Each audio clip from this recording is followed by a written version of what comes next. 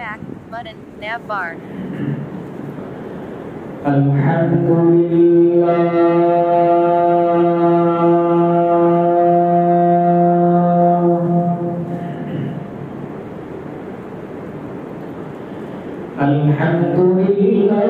نحمده ونستعينه ونستغفره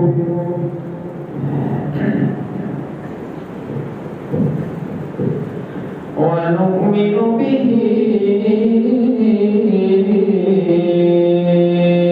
ونتوكل عليه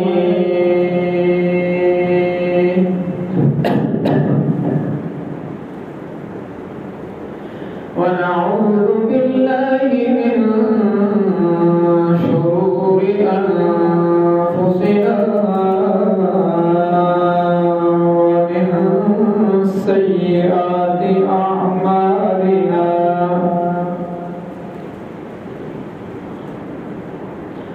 من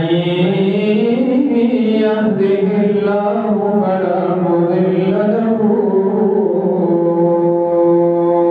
ومن يضلله فلا هادي له ونشهد أن لا إله إلا الله وحده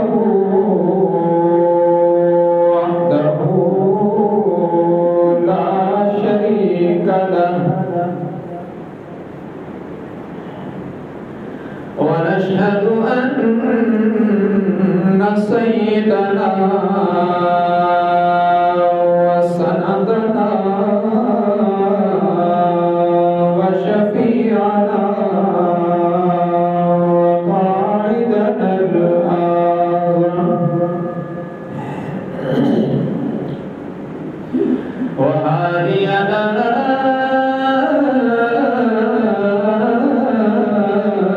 ومرشدنا ومأوانا وملجأنا ومولانا محمدا عبده ورسوله أرسله بالحق بشيرا ونذيرا وداعيا إلى الله بإذنه وسراجا منيرا وصلى الله تعالى عليه وعلى آله وأصحابه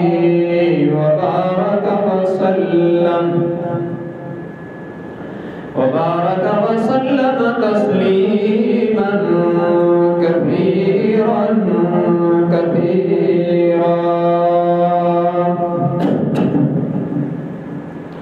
أما بعد فأعوذ بالله من الشيطان الرجيم بسم الله الرحمن الرحيم لقد جاءكم رسول من أنفسكم عزيز عليه ما عنتم حريص عليكم بالمؤمنين رؤوف رحيم فإن تولوا فقل حسبي الله لا إله إلا هو عليه توكلت وهو رب العرش العظيم.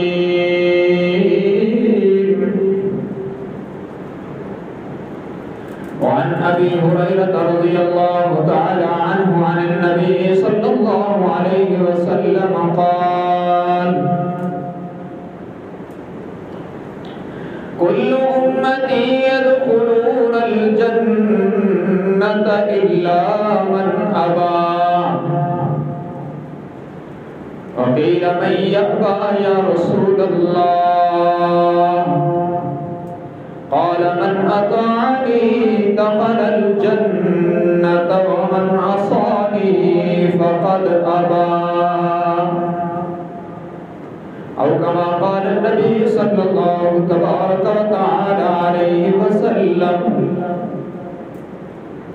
صدق الله وصدق رسوله النبي الأمي الهاشمي الأمين الكريم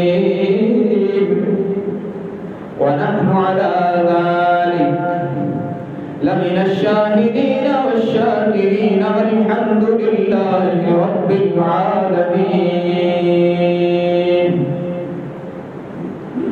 إن الله وملائكته يصلون على النبي يا أيها الذين آمنوا صلوا عليه وسلموا تسليما اللهم صل على محمد وعلى آل محمد كما صليت على إبراهيم وعلى آل إبراهيم إنك حميد مجيد اللهم بارك على محمد وعلى آل محمد كما باركت على إبراهيم وعلى آل إبراهيم إنك حميد مجيد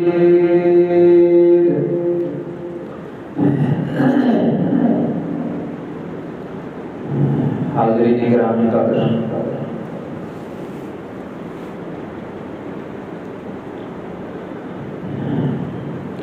آپ حضرات کے سامنے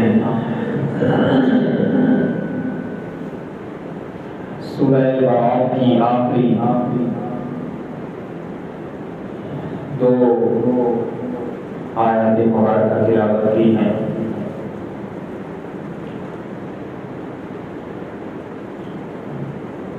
ان میں سے پہلی آیت مبارکہ میں تین باتوں کا ذکر ہے نمبر 1 ولادت مصطفیٰ یا یوں کہتے ہیں کہ آمد مصطفیٰ اور نمبر 2 صورت مصطفیٰ اور نمبر 3 سیرت مصطفیٰ اور جو دوسری آیت میں نے پڑھی ہے اس کے اندر ذکر ہے مشن مصطفیٰ تو یہ 4 باتیں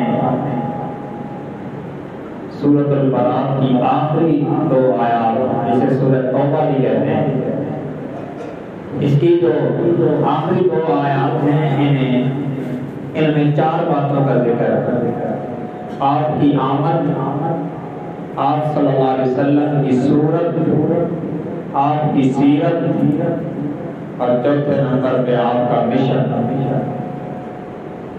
تو ترتیب کے ساتھ اور اللہ کی توفیق کے ساتھ اللہ کی مدد کے ساتھ چاروں کا ذکر کریں گے اپنی اپنی باری سب سے پہلی بات جس کو خود رب العالمین نے بیان فرمایا اور یہ بھی یاد رکھیں حضور صلی اللہ علیہ وسلم کا ذکر مبارک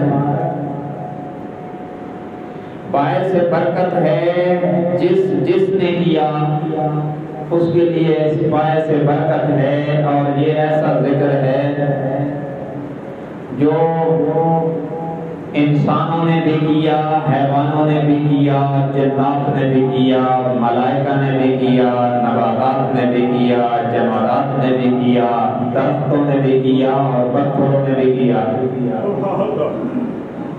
لیکن میں آپ صلی اللہ علیہ وسلم کا وہ ذکر اور وہ شان سنانا چاہتا ہوں جو خود رب رحمان نے بیان کی ہے۔ یہ آپ صلی اللہ علیہ وسلم کی بات ہے قرآن کی آیات میں۔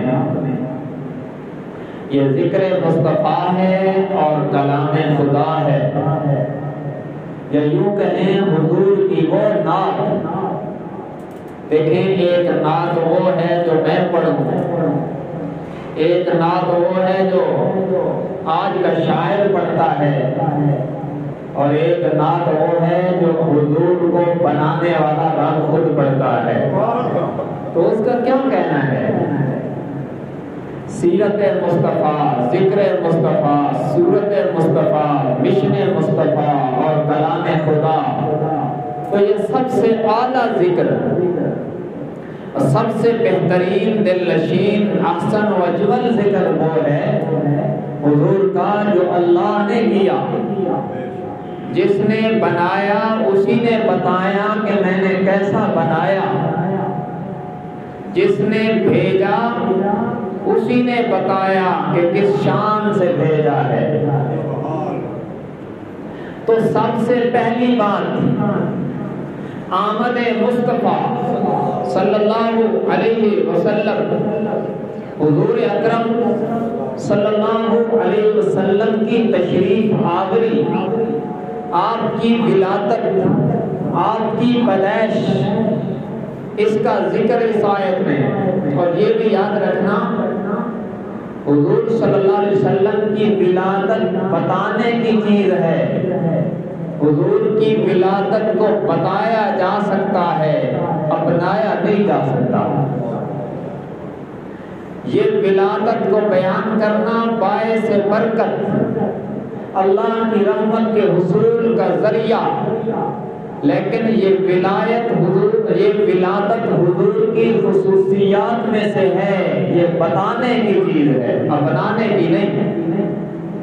یا یوں سمجھیں کہ حضور کی ولادت بے مثال ہے، یعنی جیسے حضور پیدا ہوئے ایسے نہ کوئی اس وقت سے پہلے پیدا ہوا، نہ حضور کی زندگی میں پیدا ہوا، اور اس انداز میں نہ قیامت تک کوئی پیدا ہوگا۔ اسے بتلایا جا سکتا ہے، اپنایا نہیں جا سکتا۔ ولادت بتانے کی چیز ہے، سیرت اپنانے کی چیز ہے۔ تو ہم ولادت کو بتلاتے ہیں برکت کے لیے، سیرت کو بتلاتے ہیں اپنانے کے لیے۔ ولادت کو اپنایا نہیں جا سکتا، کیوں؟ جس انداز میں، جن خصوصیات کے ساتھ میرے آقا تشریف لائے، ایسا نہ کوئی آیا ہے نہ آئے گا۔ یہ باب اور یہ دروازہ ہی اللہ نے اپنے آخری پیغمبر کو بھیج کر ہمیشہ کے لیے بند کر چھوڑا ہے۔ یہ اس انداز میں تشریف لائے۔ دیکھیں، دنیا میں لاکھوں کروڑوں اربوں خربوں بچے پیدا ہوئے، اور قیامت تک واللہ عالم کتنے بچے پیدا ہوں گے۔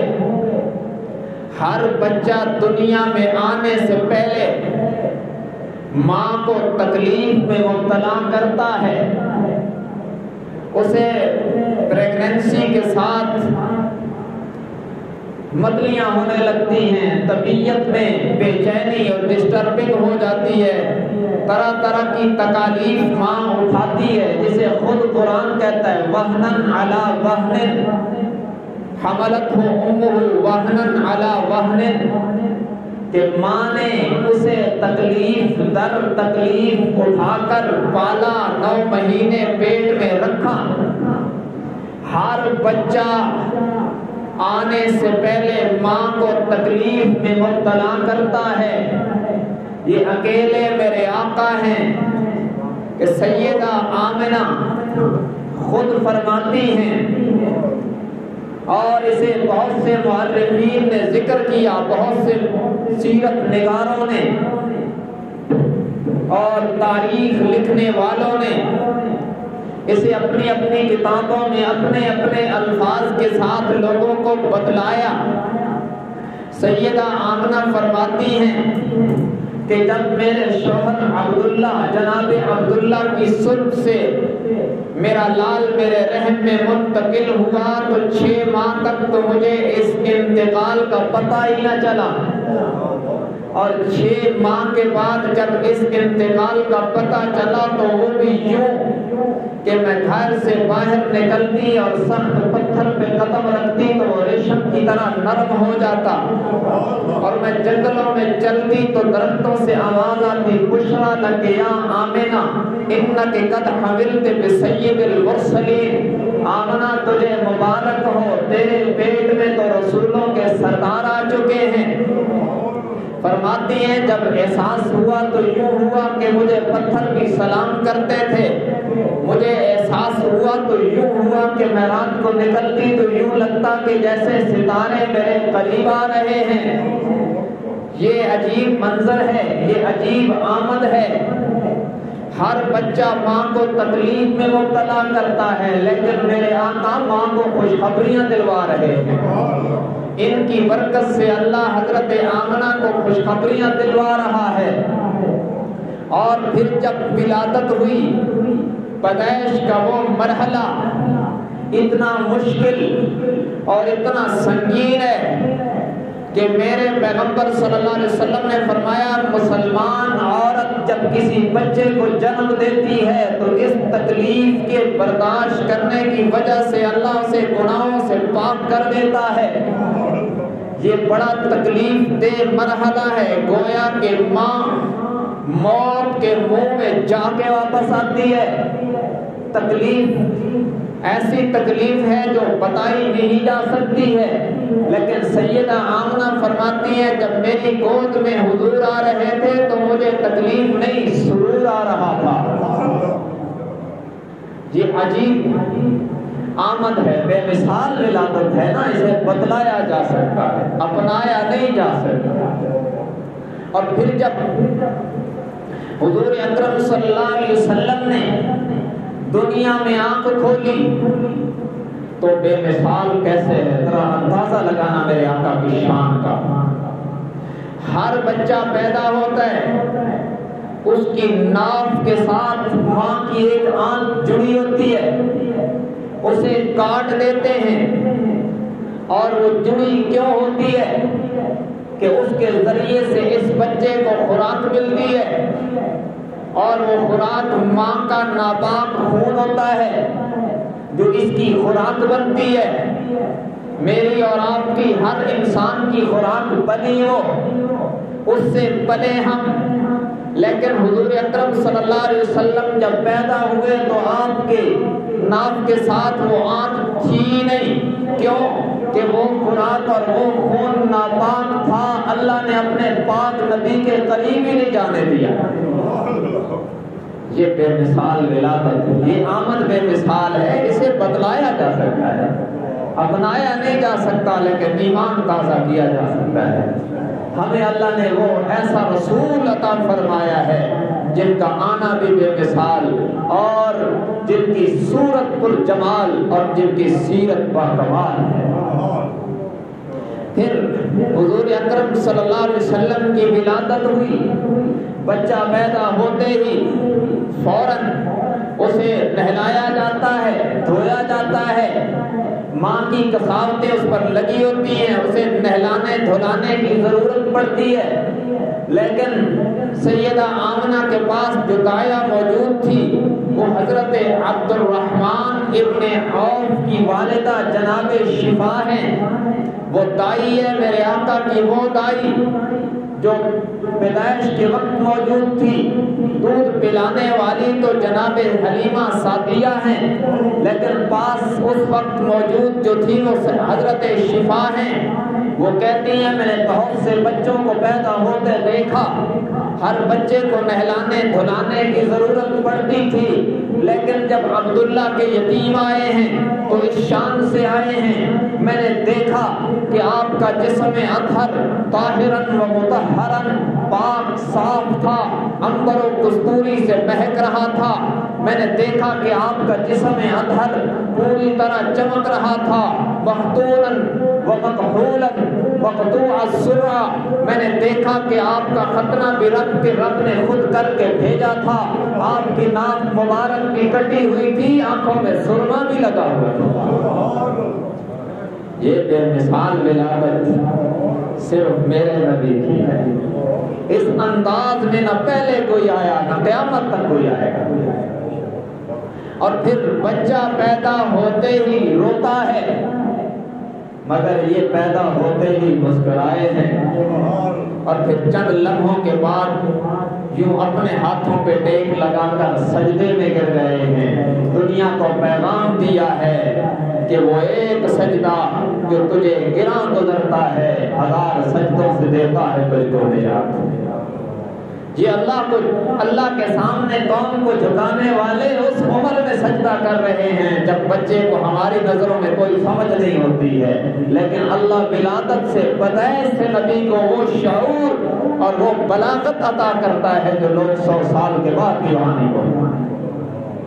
تو یہ ہے بے مثال ولادت، اور اس کے نتیجے میں انعامات ہوئے ہیں، رحمتوں کی بارشیں ہوئی ہیں۔ رب العالمین اسے اپنے انعامات کے طور پر بیان کرتے ہیں۔ یہ جو آیت میں نے آپ کے سامنے پڑھی سورہ برات، آیت نمبر 128، فرمایا لَقَدْ جَاءَكُمْ رَسُولٌ مِّنْ أَنفُسِكُمْ عزیز علیہ ما عنتم حریص علیکم بالمؤمنین رؤوف رحیم۔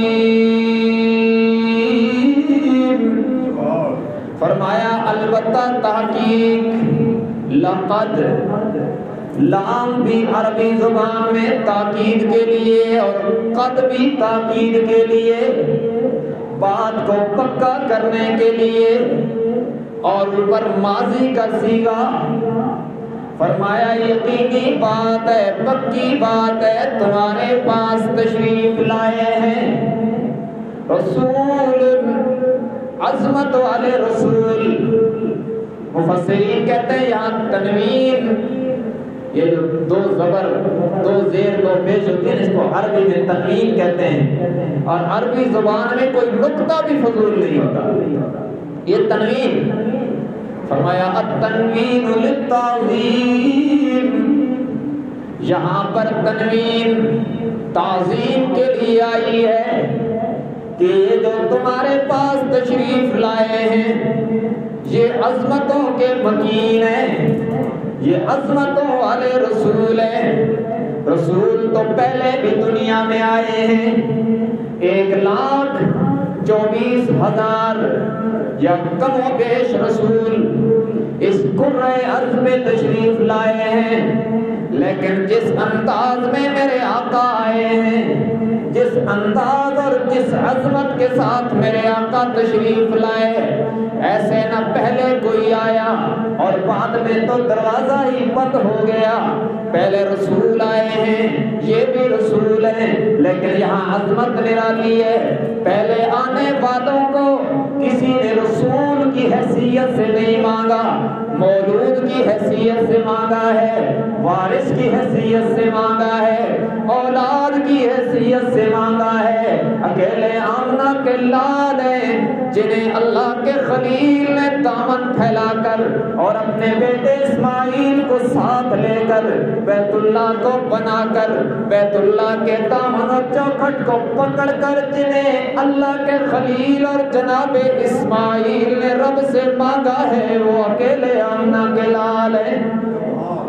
اور یہ بھی بات میری نہیں، سورۃ البقرہ رکوع نمبر 15 کی آخری آیت، اللہ کے خلیل اور ان کے بیٹے جناب اسماعیل علیہ السلام بیت اللہ کو تعمیر کرنے کے بعد رب العالمین کے حضور دامن پھیلاتے ہیں اور عرض کرتے ہیں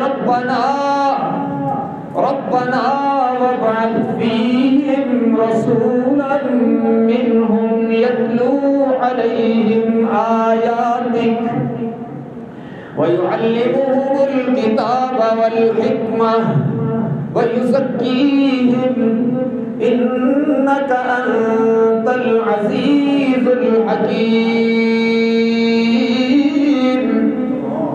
عرض کیا پروردگار عالم اے ہمارے رب، ہم نے مدرسہ بنا دیا ہے، مدرس عطا فرما، ہم نے ادارہ بنا دیا ہے، منتظم اور ادارے کو چلانے والی ہستی عطا فرما، ہم نے مسجد بنا دی ہے، امام عطا فرما، ہم نے بیت اللہ بنا دیا ہے، رسول اللہ عطا فرما، یتلو علیہم آیاتک، ہم نے کعبہ بنا دیا، اب وہ عطا کرنا جو تیرے کلام کی آیات کو پڑھ کے اس کے در و دیوار کو معمور کرے گا، وَيُزَكِّيهِمْ، اور یہاں آنے والے خوش نصیبوں کے دلوں سے زنگ اتارے گا، وَيُعَلِّمُهُمُ الْكِتَابَ وَالْحِكْمَةَ، اور انہیں کتاب و حکمت کے موتیوں سے آراستہ کر دے گا،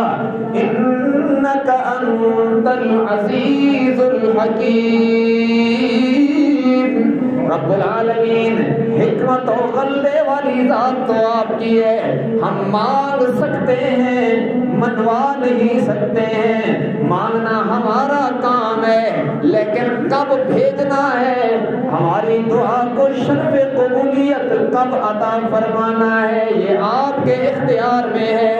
تو سارے نبی تشریف لائے، انہیں رسول کی حیثیت سے کسی نے نہیں مانگا، کبھی مانگا گیا مولود کی حیثیت سے، کبھی مانگا گیا وارث کی حیثیت سے، کبھی مانگا گیا اولاد کی حیثیت سے، اکیلے آمنہ کے لال ہیں جنہیں جناب اسماعیل و خلیل نے دامن پکڑ کے بیت اللہ کی چوکھٹ کو پکڑ کے اللہ سے مانگا ہے۔ تو لقد جاءکم رسول، تمہارے پاس تشریف لائے ہیں عظمتوں والے رسول، اور پھر دنیا میں رسول بھی 1,24,000 کمویش نبی آئے ہیں، اور بھی لاکھوں کروڑوں بچے پیدا ہوئے، لیکن میرے آقا سے پہلے اور پھر قیامت تک کوئی بچہ ایسے نہیں آیا ہے، صرف میرے نبی ہیں، باقی آنے والوں کی انتظار صرف ان کے گھرانے نے کی ہے، ان کے گھرانے نے کی ہے، ماں باپ نے انتظار کی، فرزند آ رہا ہے، اولاد ہونے والی ہے، بیوی بچے منتظر رہے، بچے منتظر رہے، بہن بھائی منتظر رہے، رشتہ دار منتظر رہے، لیکن اکیلے میرے آقا ہیں کہ میرے آقا کے آنے سے پہلے صرف آپ کے گھرانے کو انتظار نہیں، سارے زمانے کو انتظار ہے، مکہ والے منتظر ہیں، یہود کے علماء منتظر ہیں، عیسائی راہب منتظر ہیں، سارے بڑے بڑے مذاہب والے، کتابوں والے، صحائف والے سارے انتظار کر رہے ہیں، یہاں تک کہ وہ وقت جب قریب آ گیا ہے جس کے مطابق نبی آخر الزمان نے آنا ہے، یہود کے بڑے بڑے علماء، عیسائیوں کے بڑے بڑے راہب اپنے ممالک سے چل کے مدینہ منورہ کو اپنا ٹھکانہ بنانے لگے کہ یہ نبی آخر الزمان کا دار الہجرت بنے گا۔ یہ سب کو انتظار رہا ہے، رہبان کو بھی، احبار کو بھی، علماء کو بھی، صلحاء کو بھی، اس دور کے معززین کو بھی انتظار رہا ہے۔ اس لیے میرے آقا کے آنے کی خصوصیت یہ ہے، دنیا میں جتنے بھی آئے ان کی آمد کی انتظار فقط ان کے گھرانوں نے کی ہے۔ میرے آقا تنہا وہ پیغمبر ہیں جن کی آمد کی انتظار سارے زمانے نے کی ہے۔ یہ زمانے کو انتظار تھا کہ کب آئیں گے۔ یہی وجہ ہے کہ شاید طبع مدینہ منورہ سے گزرا تو حضور کے لیے مکان بنا گیا اور باقاعدہ طور پر اشعار بھی کہے اسے۔ یہ بات بہت آگے چلی جائے گی، میں عرض کر رہا ہوں یہ تنہا میرے آقا کی آمد ہے جس کی انتظار صرف حضور کے گھرانے کو نہیں سارے زمانے کو تھی۔ لقد جاءکم رسول، تمہارے پاس عظمت والے رسول آئے ہیں۔ اور ایک علمی بات ہے یاد رکھنا، رسول انسانوں میں سے بھی آئے ہیں، رسول فرشتوں میں سے بھی آئے ہیں۔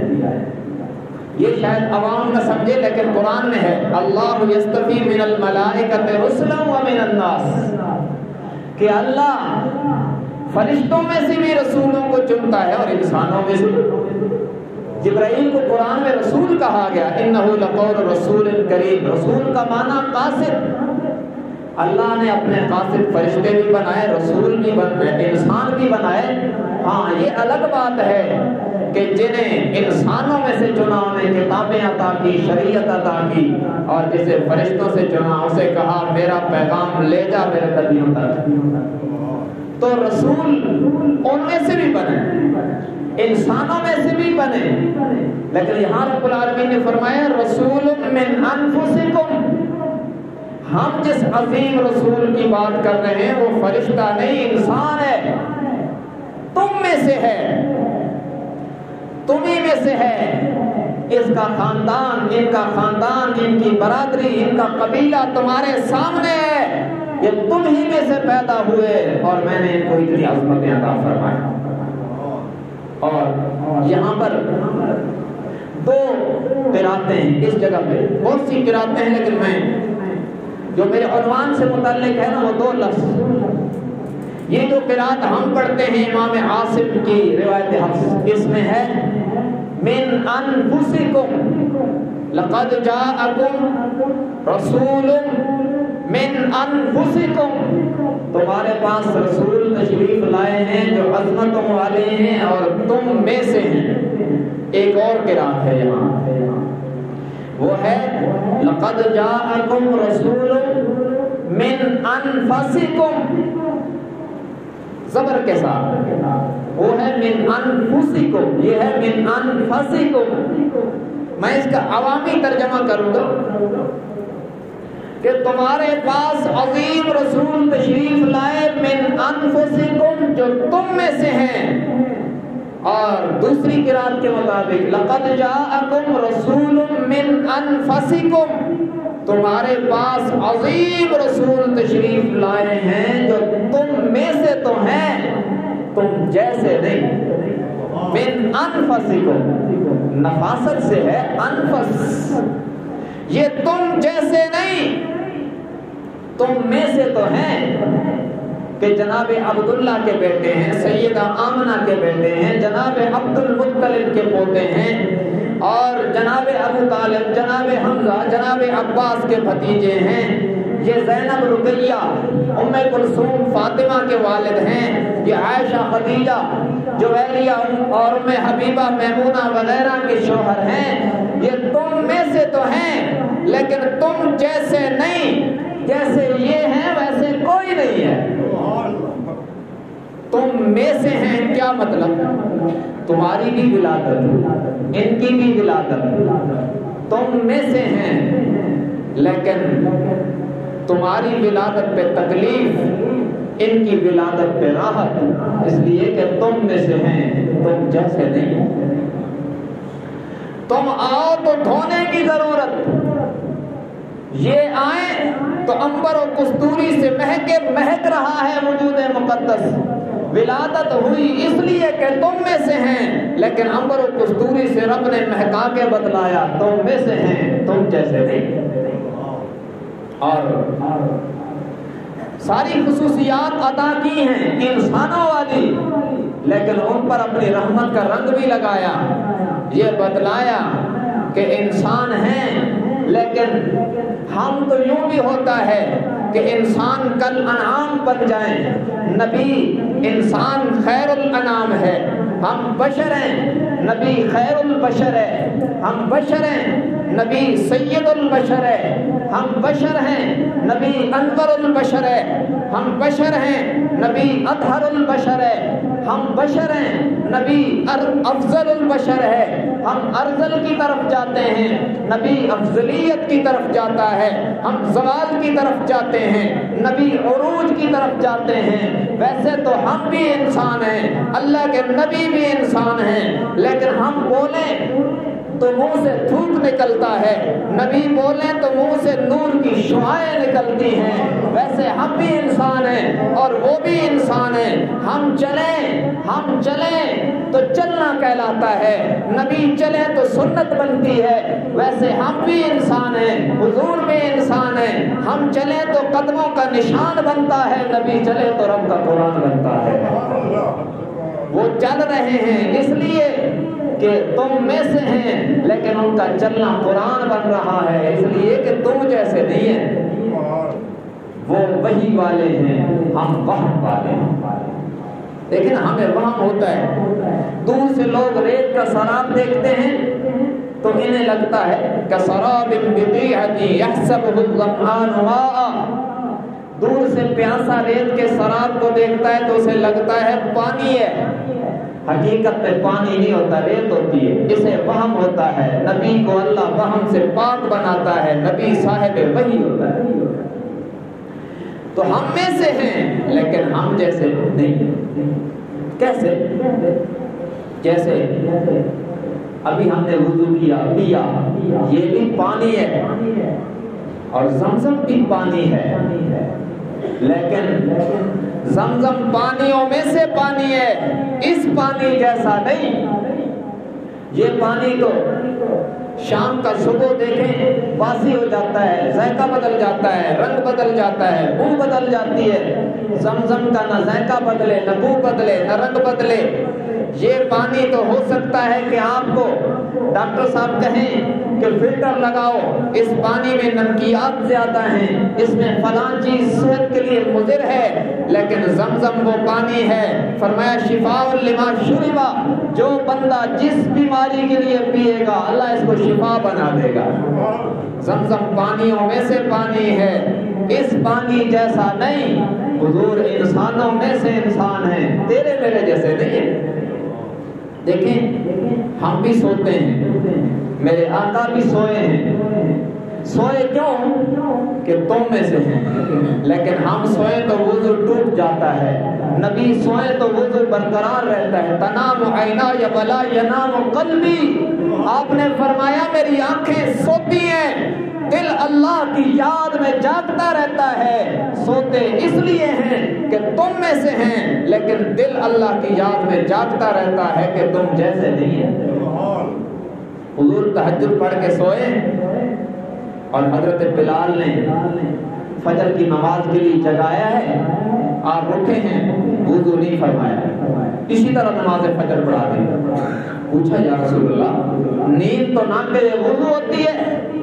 فرمایا امتی کی نیند سے وضو ٹوٹ جاتا ہے، نبی کی نیند سے وضو نہیں ٹوٹتا، اس لیے کہ امتی کی آنکھیں بھی سو جاتی ہیں، اس کا دل بھی غافل ہو جاتا ہے. نبی کی آنکھیں سو جاتی ہیں، دل رب کی یاد میں جاگتا ہے.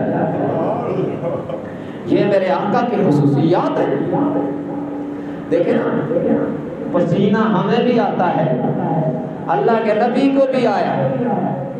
ہمیں پسینہ آئے تو بو آتی ہے، نبی کو پسینہ آئے تو خوشبو آتی ہے. پسینہ کیوں آتا ہے انہیں؟ پسینہ کیوں آیا انہیں؟ کہ تم میں سے ہیں، لیکن پسینے سے خوشبو آئی اس لیے کہ تم جیسے نہیں ہیں. تو اور میں جیسے ہیں ویسے نہیں، بلکہ ابو بکر بھی ان جیسا نہیں۔ نبی تو نبی ہے نا، کوئی صحابیت کا سردار، صحابہ کا سردار بن جائے تب بھی نبی تو نہیں، اور نبی کی خصوصیات بھی نہیں ہیں امتی کے اندر من کل الوجوہ۔ تو من انفسکم، من انفسکم تم میں سے ہیں، اور من انفسکم تم جیسے نہیں ہیں۔ یہ میرے آقا کی سیرت عجیب عظمت ہے۔ تم میں سے ہیں، روتے بھی ہیں تکلیف آئے، مسکراتے بھی ہیں خوشی آئے، اور پریشان بھی ہوتے ہیں، خوشحال بھی ہوتے ہیں، چلتے بھی ہیں، اٹھتے بھی ہیں، بیٹھتے بھی ہیں، آتے بھی ہیں، جاتے بھی ہیں۔ یہ سب کیوں ہو رہا ہے؟ اس لیے کہ تم میں سے ہیں، لیکن یہاں کمال یہ ہے کہ یہ غصے میں آئیں تو یوں لگتا ہے کہ جہنم کو جلانی ملتی ہے، یہ مسکرائیں تو جنت کو جوانی ملتی ہے، یہ بولیں تو وہی کے پھول جھڑنے لگ جاتے ہیں، یہ چلیں تو سنت بن جاتی ہے، یہ چلیں تو قرآن بن جاتا ہے، یہ سربا گریباں ہو کر بولیں حدیث بن جاتی ہے، یہ سر اونچا کر کے بولیں قرآن بن جاتا ہے۔ ارے ان کے تو قدموں میں وہ کمال ہے، ان کے قدموں میں آئے، ان کے قدموں میں آئے ابو قحافہ کا بیٹا صدیق اکبر بن جاتا ہے، ان کے قدموں میں آئے خطاب کا بیٹا فاروق اعظم بن جاتا ہے، ان کے قدموں میں آئے عفان کا بیٹا ذوالنورین بن جاتا ہے، ان کے قدموں میں آئے ابو طالب کا بیٹا فاتح خیبر بن جاتا ہے، ان کے قدموں میں آئے مسعود کا بیٹا عبداللہ فقیہ امت بن جاتا ہے، ان کے قدموں میں آئے عباس کا بیٹا عبداللہ مفسر قرآن بن جاتا ہے، ان کے قدموں میں آئے ابو عبیدہ ابن الجراح تو امین الامت بن جاتا ہے، ان کے قدموں میں آئے حبشے کا کالا بلال جو اپنا نہیں بیگانہ ہے، عربی نہیں عجمی ہے، اور قریب کا نہیں دور کا ہے، خوبصورت نہیں سانولا ہے، بیگانہ ہے، لیکن نبی کے قریب آ گیا، نبی کا رنگ لگ گیا تو حبشے کا کالا بلال اتنا با کمال ہو گیا، مکے کی گلیوں میں چلتا ہے قدموں کی آہٹ جنت میں سنائی دیتی۔ رسول من انفسکم تم میں سے ہیں، من انفسکم تم جیسے نہیں ہیں۔ اللہ نے بڑے کمالات عطا فرمائے، اور جن کے جسم میں یہ کمال ہے ان کے مشن میں کتنا کمال ہوگا۔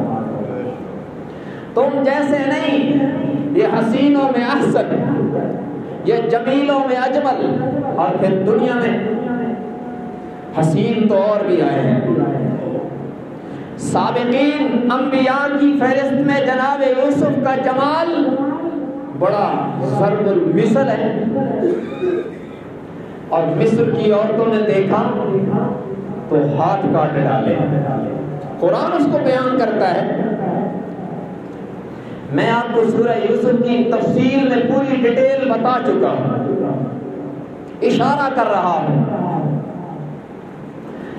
زلیخا کے سامنے جب وہ ساری سہیلیاں آ گئی اور ان کے سامنے فروٹ سج گئے اور ہاتھوں میں چھریاں دی، اور جناب یوسف کو فرمایا کہ ذرا سامنے آئیے، جھلک دکھائیے۔ وہ سامنے آئے تو فروٹ کے بجائے انگلیاں کٹ گئی۔ وَقَطَّعْنَ أَيْدِيَهُنَّ وَقُلْنَ حَاشَ لِلَّهِ مَا هَذَا بَشَرًا إِنْ هَذَا إِلَّا مَلَكٌ كَرِيمٌ۔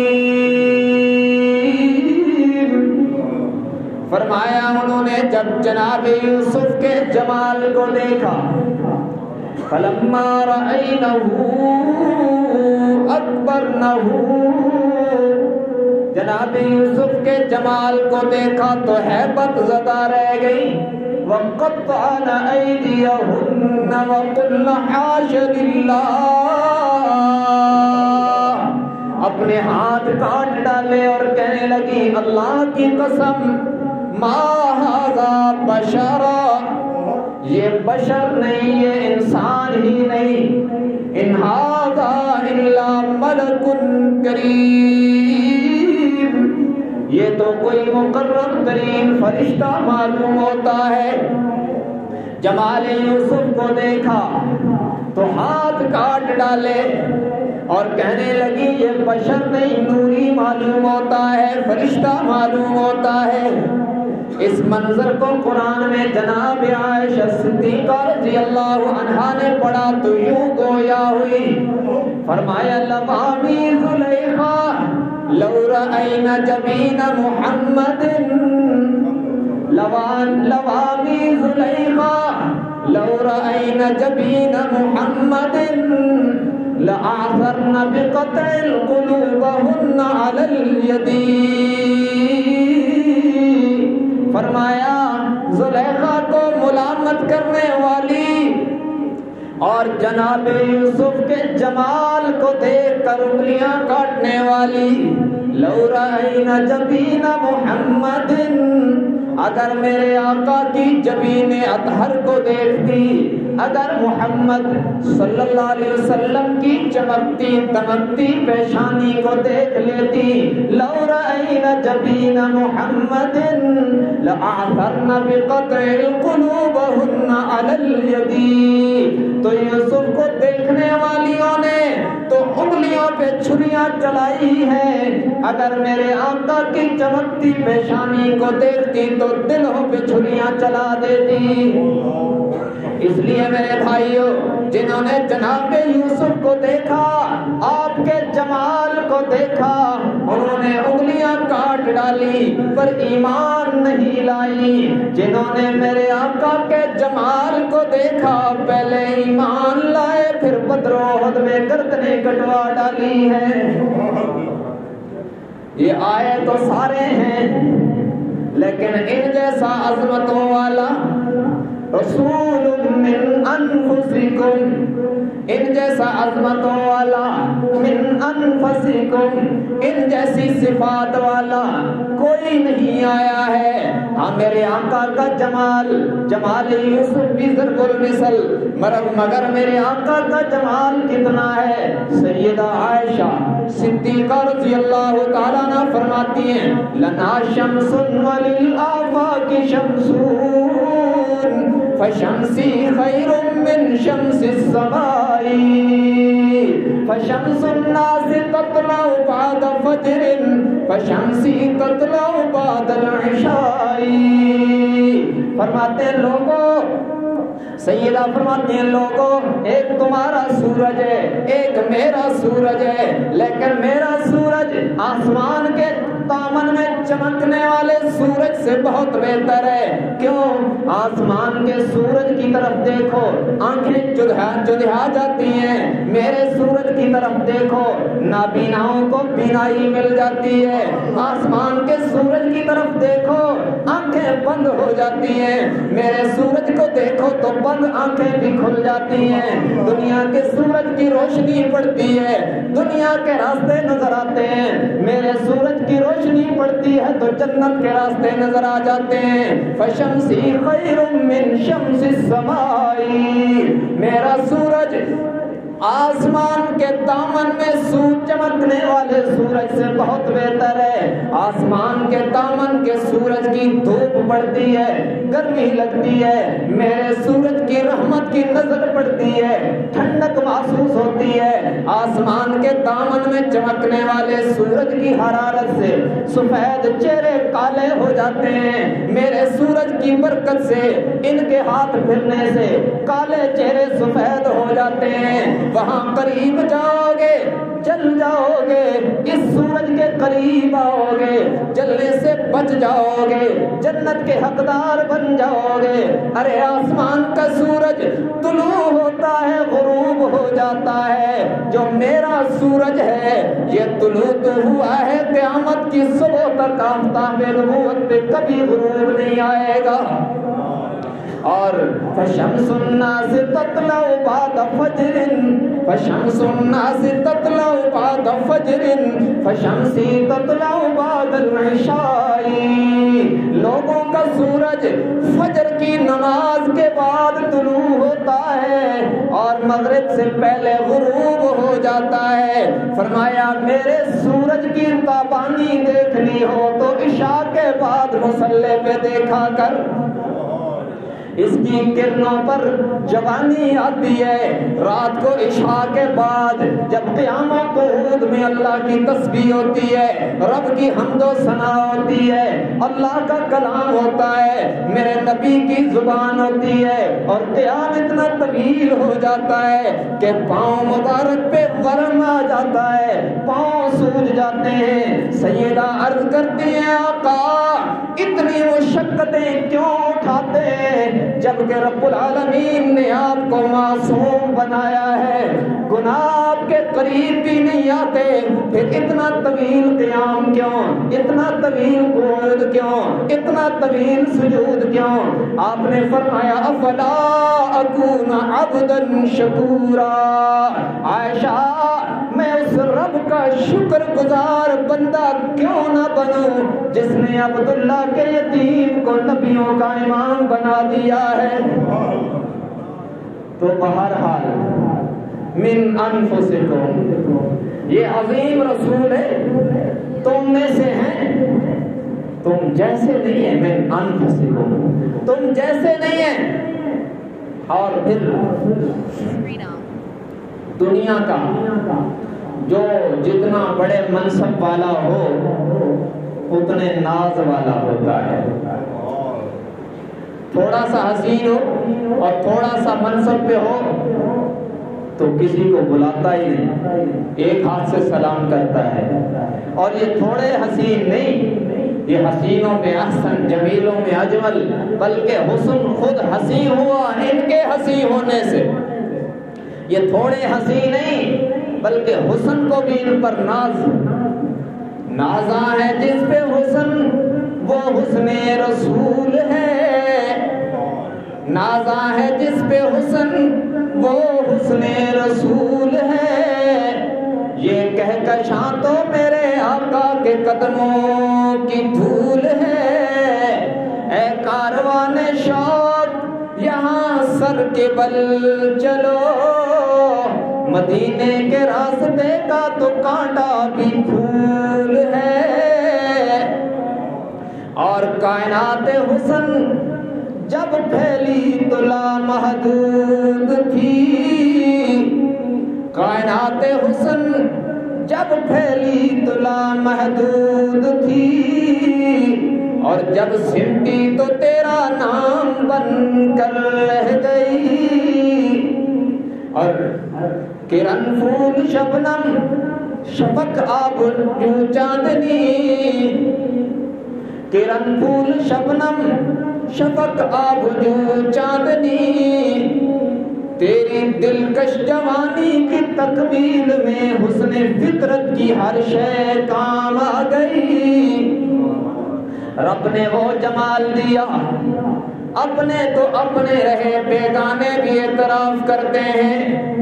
یہ رخ مصطفیٰ کو پہلی نظر دیکھا ہے ابو جہل نے, ازلی ابدی دشمن, لیکن دیکھتے ہی کہنے لگا واللہ واللہ ما رأیت بعینی, واللہ ما رأیت بعینی ہاتین مثل محمدی. اللہ کی قسم میں نے بڑے بڑے حسین دیکھے ہیں, میں نے بڑے بڑے حسن و جمال کے پیکر دیکھے ہیں, بڑے بڑے خوبصورت انسان دیکھے ہیں, لیکن آج تک میری آنکھوں نے عبداللہ کے یتیم جیسا حسین کوئی نہیں دیکھا. مجھے یوں لگتا ہے مشیت نے مسکرا کے کہا ہوگا رے نادان تو دیکھتا کہاں, ان سے پہلے اور ان کے بعد رب کا فیصلہ یہ ہے کہ حسن و جمال کی اور سارے کمالات کی, نبوت کی, ہر قسم کی فضیلت کی محمد پر تکمیل ہو گئی ہے صلی اللہ علیہ وسلم. ان جیسا رب نے بنایا ہی کوئی نہیں, کوئی دیکھتا کہاں پہلے. تو اتنی عظیم ہستی کو اللہ نے عطا فرمایا ہمیں, تو ہمیں اس پر رب کا شکر گزار ہونا چاہیے. تو بہرحال دو باتیں ہو گئی, آپ کی آمد, آپ کی صورت. اور آیت میں تیسری بات ہے آپ کی سیرت، اور اس کا ذکر ہوگا انشاءاللہ آئندہ جمعہ کے خطبہ میں کہ عظیم رسول، حسین جمیل رسول، فضیلت والے رسول کی جس کی صورت پر جمال ہے، ان کی سیرت کتنی باکمال ہے، اس پر انشاءاللہ بات کریں گے آئندہ جمعہ المبارک کے خطبہ میں۔ ابھی آخر میں یہ دو اعلان ہیں۔ ایک تو آج انشاءاللہ میں نے گزشتہ جمعہ بھی عرض کیا تھا کہ مفتی جاوید صاحب کا جو مدرسہ ہے ابو ذر غفاری، اس میں مغرب کی نماز کے بعد بھائی شعیب عباس صاحب بھی ہوں گے اور حضرت اقدس مولانا عبید الرحمان صاحب مدظل العالی کلاگام والے، ان کا بیان ہوگا۔ میں ذاتی طور پر آپ حضرات سے گزارش کروں گا کہ ان کا بیان ضرور سماعت فرمایا کریں، بہت فائدہ ہوتا ہے۔ نیک آدمی ہیں اور ختم نبوت کے مجاہد ہیں، اور صبح و شام جن کا اونا بچھونا دین ہے، ان لوگوں کا بیان سننا، ان کی زیارت کرنا باعث سعادت ہے۔ تو یہ اس پروگرام میں ضرور شرکت فرمائیں۔ ہے بھی مغرب کے بعد وہ فراغت کا ٹائم ہوتا ہے،